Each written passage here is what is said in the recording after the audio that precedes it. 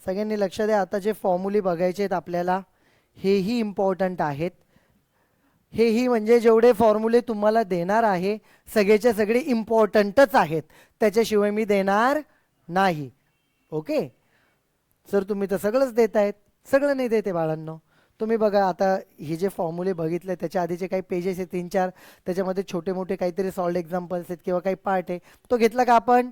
Heading लिहून directly काय घेतलं तुम्हाला सांगितलं, एक थेरम आहे. तो थेरम आपण घेणार आहे नंतर. त्याच्या पुढच्या 2-3 पानांचा पेजेसचा पार्ट बघा, तो आपण घेतलेला नाही आहे, लागत नाही आहे कुठेच. ठीक आहे. मग त्यामुळे आपण डिरेक्टली मूव्ह केलं inverse trigonometric sine inverse cos inverse, जे मगाशी आपण मागच्या ह्याच्यात बघितलेलं त्याचे फॉर्म्युले ते. आता अजून ॲडिशनल फॉर्म्युले बघायचे आहेत आपल्याला. ठीक आहे. जसं जसं पुढे जाईल तसे तसे फॉर्म्युले वाढतील, टाईप्स वाढतील आणि तुम्हाला प्रॅक्टिसची गरजही पडेल. ठीक आहे. Now everyone just look at here. सगळ्यांनी बघा. आणि तिथे जरी फॉर्म्युले तुम्ही जर पेज नंबर बघा, पेज नंबर 20 वर बघितलं ना, तुम्ही म्हणाल एवढे फॉर्म्युले 23 कशा लक्षात ठेवायचे? लक्षात ठेवायचेच नाहीये, आयडियाज आहेत त्याच्यामध्ये. काही एक माहिती असलं का बाकीचे लिहिता येतात. चला बघूया कोणत्या पद्धतीने येणार आहे हे, ते आपण बघूयात कोणत्या याच्याने राहतील. आता बघा first one, sine inverse of sine of theta and sine of sine inverse of theta किंवा एक्स काही पण लिहा. दोन्ही केसमध्ये त्याची व्हॅल्यू थीटाच राहते. म्हणजे एक प्रकारे बघा, तुम्ही इन्व्हर्स आहे बाहेर, आतमध्ये ट्रिग्नोमेट्रिक फंक्शन आहे आणि बाहेर इन्व्हर्स आहे, किंवा बाहेर ट्रिग्नोमेट्रिक फंक्शन आहे आतमध्ये इन्व्हर्स आहे, हे एकमेकांना काय करतात? कॅन्सल करणार. आणि उरला फक्त कोण? थीटा. ही एक आयडिया सांगितली, असं सगळ्यांना लागू पडणार. ते कोण कोण?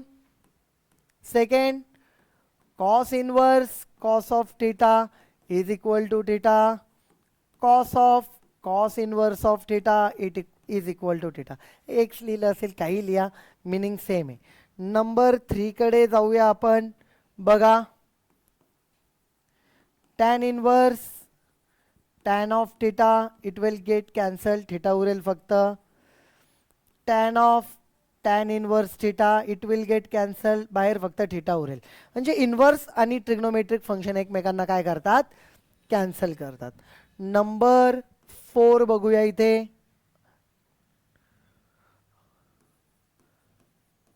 कोसेक इन्व्हर्स, किंवा ठीक आहे आपण इथे पहिले कॉस घेऊ, कोणी घेतलं तरी चालेल. साइन झाला, कॉस झाला, कोण ठीक आहे. राहिलेलं कोण आहे? जे राहिले ते सगळेच घेऊन टाकू. Cosec inverse cosec of theta, cosec आणि कोसेक इन्व्हर्स गेले, थीटा उरला. तसंच बाहेर जर आपण बघितलं, इन्व्हर्स आणि कोसेक गेला. Number 5, sec inverse sec of theta हे कॅन्सल, थीटा उरला. बाहेर सेक, आतमध्ये सेक इन्व्हर्स थीटा हे कॅन्सल, आतमध्ये फक्त थीटा उरला. नंबर 6, कॉट इन्व्हर्स, आतमध्ये कॉट, थीटा कॅन्सल होऊन थीटा उरणार फक्त. Cot of cot inverse theta is equal to again theta. Okay, लक्षात घ्या. हा झाला काय? त्याचा पार्ट. एक इन्व्हर्स आहे आणि एक ट्रिग्नोमेट्रिक फंक्शन आहे. बाहेर असेल तर ते एकमेकांना काय करणार? कॅन्सल आउट करणार. आता त्याच्यानंतर पुढचं हे झाले 6 आउट ऑफ 23. तुम्ही बघा पेज नंबर 20 वरती 23 फॉर्म्युले दिलेत त्यांनी, त्यातले 6 लगेच संपले. 6 कसे आहेत? ते एकाच आयडियावर डिपेंड आहे. आता पुढे बघूया. नंतरचे जर तुम्ही बघितले तर तुम्हाला 10th स्टँडर्डचा जर काही फॉर्म्युले आठवत असेल, किंवा मागे पण आपण जे घेतलेत ते, मागे म्हणजे कालच आधीच्या लेक्चरला. ठीक आहे. 90 मायनसचे पेअर कोणते सांगितले होते रे तुम्हाला? की sine theta is equal to cos of 90 minus theta, cos theta is equal to sine of 90 minus theta, म्हणजे 90 मायनस थिटाचे पेअर्स साइन आणि कॉस आहे. तसेच कोण आहे, टॅन आणि कॉट आहे. तसेच कोण आहे, सेक आणि हे 90 मायनस थिटाचे पेअर्स आहेत. मग त्यांच्या बाबतीत काय होणार आहे फॉर्म्युला तो आपण बघू. ठीक आहे, यामध्ये त्यांनी काय टाकलेलं आहे, या क्वेश्चनमध्ये त्यांनी काय दिलेलं आहे. तर चला बरं बघूया. समजा नंबर 7 कडे जाऊ. बाहेर समजा साइन इन्व्हर्स आहे आणि साइन इन्व्हर्स आहे बरं का, एकाला दिलं इन्व्हर्स आणि आतमध्ये समजा कॉस आहे, कॉस थिटा. ओके, म्हणजे एक इन्व्हर्स आहे तो बाहेर पाहिजे. साइन साठी जर विचार केला तर त्याच्या 90 मायनस थिटाची जोडी कोण आहे, कॉस. तो आत असेल तर तुम्ही याला काय लिहू शकतात, साइन इन्व्हर्स. आतमध्ये मी काय लिहितोय, कॉसला तुम्ही काय लिहू शकतात, साइन ऑफ 90 मायनस थिटा. आता 90 लक्षात घ्या डिग्रीज मध्ये. आपल्याला लिहिताना रेडियन मध्ये लिहिताना त्याला π/2 लिहितो आपण. काय लिहितो, म्हणजे 90 मायनस थिटा फक्त तो π/2. ओके, कारण ती स्टँडर्ड मेथड आहे लिहिण्याची. आणि मग अशीच बघितलं, बाहेर ट्रिग्नोमेट्रिक फंक्शन आहे इन्व्हर्स आणि आतमध्ये ट्रिग्नोमेट्रिक आहे, तर हे एकमेकांना काय करतात, कॅन्सल. मग याचं आन्सर काय आलं, π/2 मायनस थिटा. हे बघा, हा आणि हा पार्ट काय झाला, कॅन्सल. त्यानंतर बघा सिमिलरली बघूया बरं का. लक्षात घ्या, समजा मी कॉस इन्व्हर्स, जर बाहेर कॉस इन्व्हर्स असेल आतमध्ये साइन असेल तर परत तीच कंडिशन, बाहेरच्याला काही करायचं नाही, तो इन्व्हर्स आहे. साइन म्हणजे काय, तो असतो कॉस ऑफ 90 मायनस थिटा, म्हणजे π/2 मायनस थिटा. इथं कॉस इन्व्हर्स कॉस गेले, उरलं कोण, π/2 मायनस थिटा. आणि डाऊट रिगार्डिंग दिस. याच्यानंतर पुढे नंबर 9 बघूया. ओके, 90 मायनसचे अजून कोण आहेत पेअर्स, कोण आहेत ते कपल्स, अजून कोण आहेत, येस, टॅन आणि cot.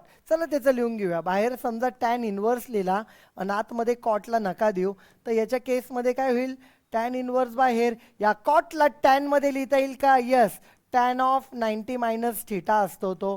Tan inverse tan cancel, इथे अगेन काय आलं तुम्हाला, π/2 मायनस थिटा. तसंच नंबर 10 इथं लिहितो, cot inverse of tan of theta. ठीक आहे, आतमध्ये आपण लक्षात घ्यायचं, टॅनला कॉटमध्ये लिहिता येईल का, yes, cot of π/2 minus theta. Cot आणि कॉट इन्व्हर्स कॅन्सल, इथं उरलं कोण, π/2 मायनस थिटा. ही टर्म कॅन्सल. त्याच्यानंतर काय सांगा,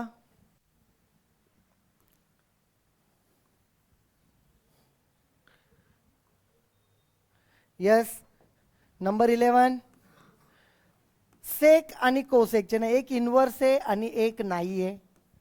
तर विचार करायचा, तुम्हाला कोसेकला लिहिता येईल का, कोसेकला सेकमध्ये लिहिता येईल का, yes, it's a sake of 90 minus theta.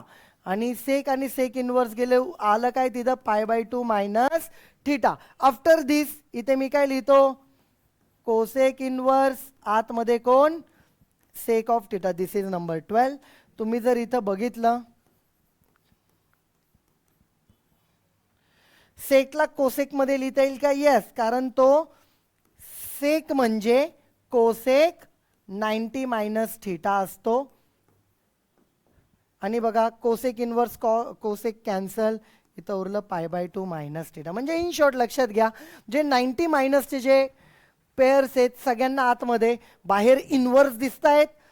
कॉसला साईनमध्ये convert केलं, साईनला कॉसमध्ये केलं, कॉटला टॅनमध्ये केलं, टॅनला कॉटमध्ये केलं, कोसेकला सेकमध्ये लिहिलं, सेकला कोसेकमध्ये लिहिलं, जेणेकरून हे कॅन्सल होतील इथे आणि उरला अँगल.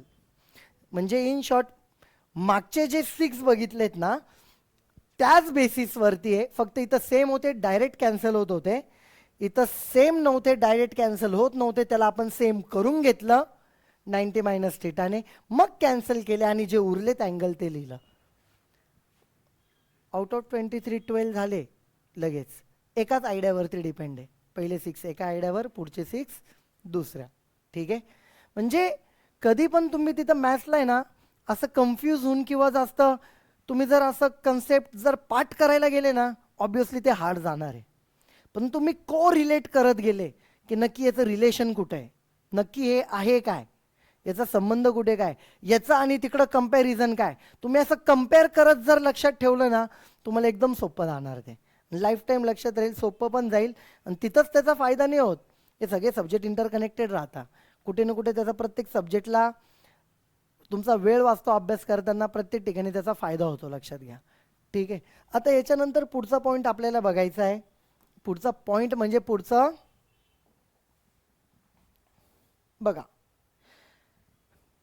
ते 90 मायनसचे मी तुम्हाला सांगितले. आता लक्ष द्या, तुम्हाला 10 स्टँडर्डचं आठवत असेल, sine of theta is equal to 1 upon cosec आणि cosec theta is equal to 1 upon, हे एकमेकांचे 1 अपॉन होते ना सर. साइन आणि कॉस, अरे साइन आणि कॉस एकमेकांचे 90 मायनस आहे. ठीक आहे, एकमेकांचे काय आहे, sine theta is equal to cos of 90 minus theta, cos theta is equal to sine of 90 minus theta. ठीक आहे, पण 1 अपॉन बघितलं तर साइन आणि, समजून घ्या हे सगळ्यात पहिली गोष्ट, हे नवीन नाहीये, हे समजून घ्या.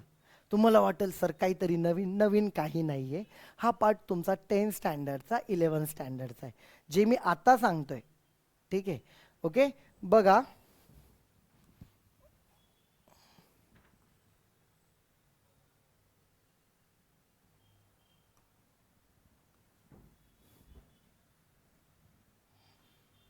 लक्ष द्या सगळ्यांनी,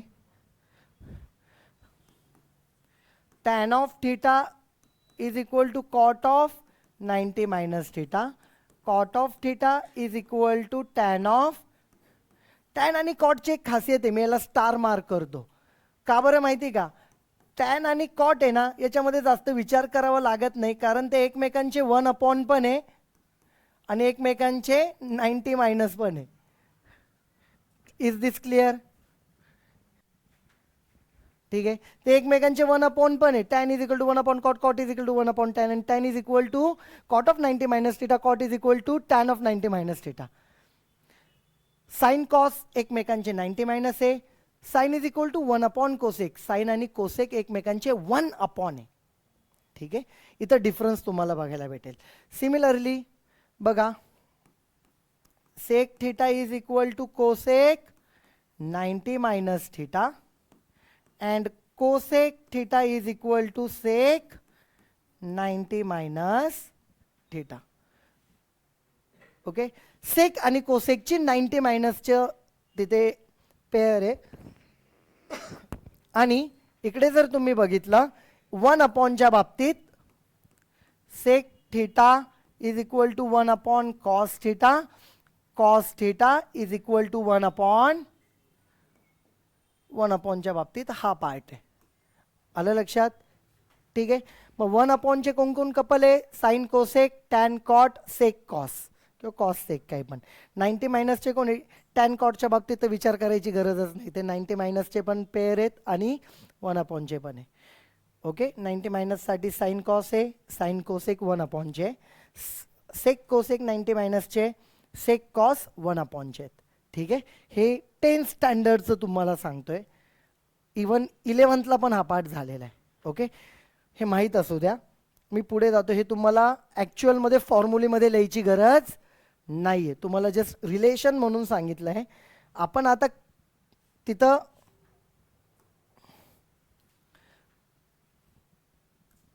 13 नंबर बघायचा आपल्याला, 12 पर्यंत झालंय. नंबर 13 बघूया. 13 मध्ये काय दिलंय बघा बरं.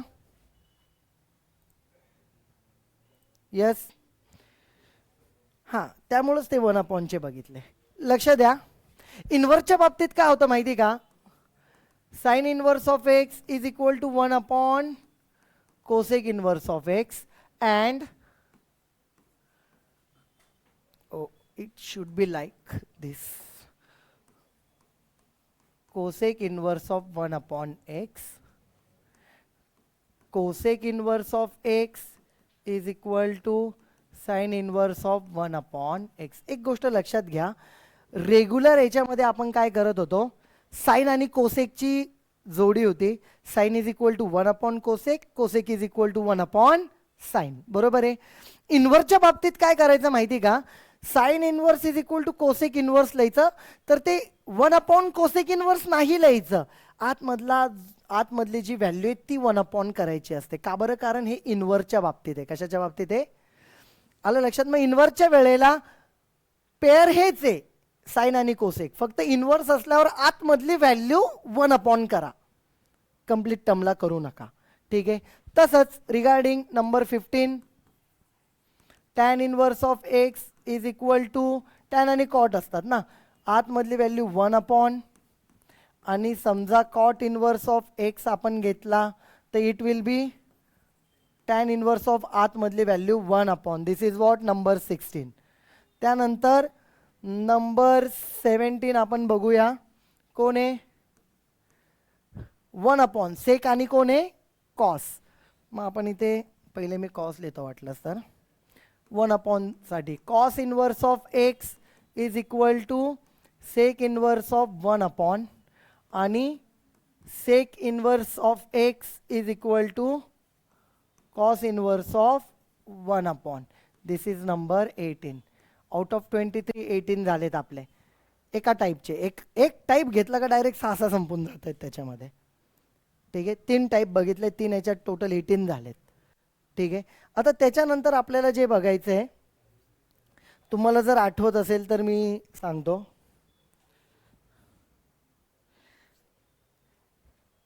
जे काय 90 मायनसचे कपल होते ना, परत त्याच्याकडे जाऊ आपण. कोण कोण आहे? साइन आणि कॉस, टॅन आणि कॉट, सेक आणि कोसेक. जर त्यांच्या इन्व्हर्सच्या π/2 ची इन्व्हर्सच्या व्हॅल्यूजची जर ॲडिशन केली, म्हणजे फॉर एक्झाम्पल मी तुम्हाला 3 सांगतो, किती झाले ते एक्झाम्पल टोटल 18. आता आपण बघूया 19 20 21. बघा लक्ष द्या, sine inverse of x plus cos inverse of x. आठवतो ना 90 मायनसचे जोडे कोण कोण? साइन आणि कॉस. लक्षात ठेवण्यासाठी सांगतोय. ठीक आहे. तसंच tan inverse x plus cot inverse x. तसंच sec inverse x plus cosec inverse x is equal to, सगळ्यांना एकच व्हॅल्यू आहे, ती म्हणजे π/2 आहे. किती आहे? एक गोष्ट लक्षात घ्या, आतमध्ये ही जी व्हॅल्यू ती सेम आहे. इकडे एक्स आणि इकडे वाय चालणार नाही. इथे एक्स तर इथं एक्स, इथं थिटा तर इथं थिटा, इथे वाय तर इथे वाय. ओके, हे लक्षात घ्या.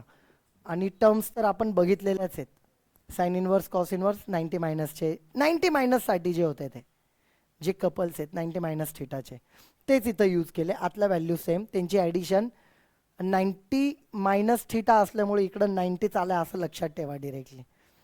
ओके, किती झालेत? 21 झालेत एक्झाम्पल. तर पुढचे बघायचे आहेत तुम्हाला. तर पुढचे बघण्याआधी मी जरा तुम्हाला 1-2 टर्म सांगायची इच्छा आहे. असंच जे 11th ला होते, ठीक आहे, फॉर्म्युली 11th ला होते. मी आता लिहिताना तुम्हाला लिहायचे असेल साईडला तर लिहा, किंवा नाही लिहिले तरी चालेल. मी ते सगळे लिहूनच देणार आहे. आता आज आपला फॉर्म्युली डे असं कन्सिडर करू आणि मागचे सगळे लिहून देतो फॉर्म्युले, दुसरे पण 11चे. लक्ष द्या, हे बघा, टॅन ऑफ ए प्लस बी 11च्या हिशोबाने विचारतो. 11th ला होता हा. काय करतो? पहिले टॅन ए ला देतो आपण, नंतर टॅन बी ला देतो अपॉन, इथं 1 बाय डिफॉल्ट, 1 बाय डिफॉल्ट. ह्या दोघांचं मल्टिप्लिकेशन इथे करतो, tan A into tan B. Chapter number 3 maths 1 11th standard. ठीक आहे. इथे सायन्स द्यायचे आहे तुम्हाला. इथे जर प्लस असेल तर इथं प्लस लिहा, त्याची ऑपोजिट साईन इथं लिहायची असते. सर समजा टॅन ऑफ ए मायनस बी असेल, तर समजा इथे मायनस असेल तर तुम्ही इथे मायनस लिहा, त्याची ऑपोजिट साईन खाली प्लस. 2 फॉर्म्युले झाले तयार. आलं लक्षात? 11th स्टँडर्डचं आहे हे. त्याच्या को रिलेटेड इन्व्हर्सच्या बाबतीत आता 2 फॉर्म्युले आपल्याला लिहायची आहेत. ओके, पण ती हे बघा, इन्व्हर्स असलं का थोडं वेगळं येतं ना दिसताना. इथं आपण काय केलं बघा, हे बघा इथे sine inverse is equal to cosec inverse. आतली व्हॅल्यू 1 केली, त्याला 1 कोसेक इनवर्स लिहिला का पूर्ण? नाही. ते फक्त लक्षात ठेवायला मी रिलेशन सांगितलेले आहेत तुम्हाला, की जेणेकरून तुमची लिंक इकडे पुढच्या याला लागेल. ओके, बरं बघा पुढे. आता आपण मी हे सांगितलं, मी हे रफ करणार आहे. तसंच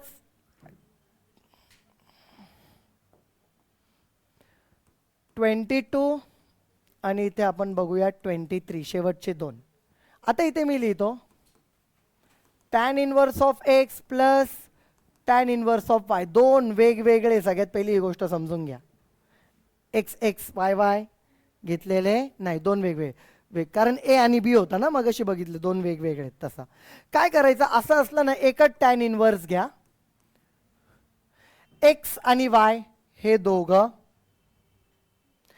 डिवायडेड बाय 1 बाय डिफॉल्ट, जसा तिथं होता. आणि ह्या दोघांचं मल्टिप्लिकेशन एक्स इंटू वाय. इथे प्लस असेल तर प्लस, त्याच्या ऑपोजिट साइन खाली. सिमिलरली सेकंड फॉर्म्युला याच्याप्रमाणेच आहे, tan inverse of x tan inverse of Y. Plus असेल तर मध्ये काय, tan इनवर्स ब्रॅकेटमध्ये बघा नेहमीप्रमाणे हा एक्स घ्या, हा वाय घ्या, डिवायडेड बाय 1. ह्या दोघांचं multiplication x into Y. Minus असेल तर वरती मायनस, त्याच्या ऑपोजिट साइन खाली. आलं लक्षात? हे काय झाले तुमचे 23 फॉर्म्युले. ठीक आहे. आता आपल्याला अजून फॉर्म्युले बघायचे, पण पहिले हे तर लिहून घ्या, सगळेच्या सगळे लिहून घ्या. ओके, स्टार्टिंग फ्रॉम हिअर लिहायला स्टार्ट करा.